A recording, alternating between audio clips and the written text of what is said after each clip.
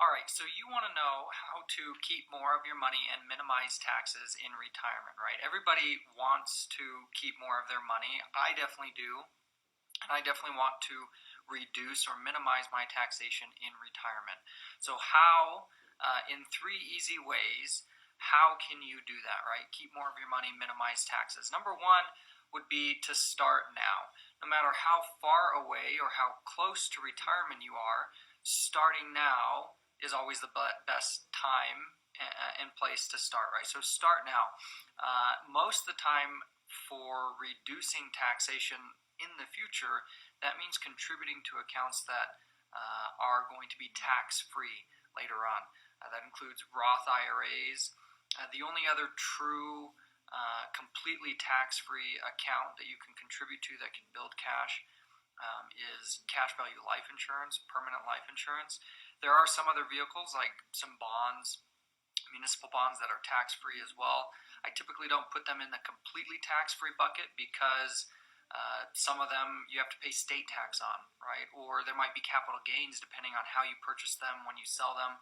And so they're not completely tax-free all the time. But Roth IRA definitely is. That's a good place to start, and start now.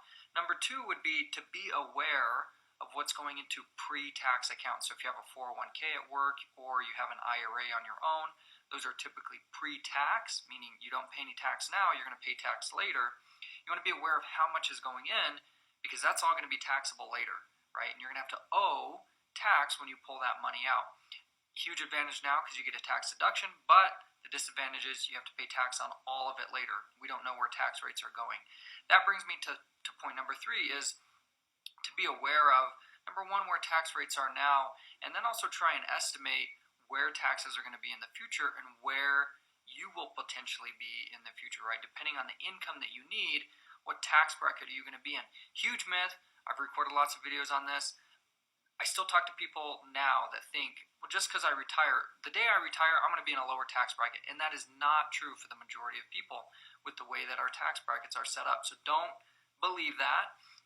And definitely don't think that, right? Because it is not true for most people that you will be in a lower tax bracket in retirement. Most people stay in the same tax bracket that they're in now while they're working. But it's good to be aware and try and predict or analyze, run numbers based on what you feel your income in retirement will be or what you want it to be. Run numbers on what that tax situation will look like, right? You make $100,000 now, maybe in retirement you make $80,000 or you need $80,000. What tax rate will you be paying? What tax bracket will you be in? And how much will your tax bill be, right?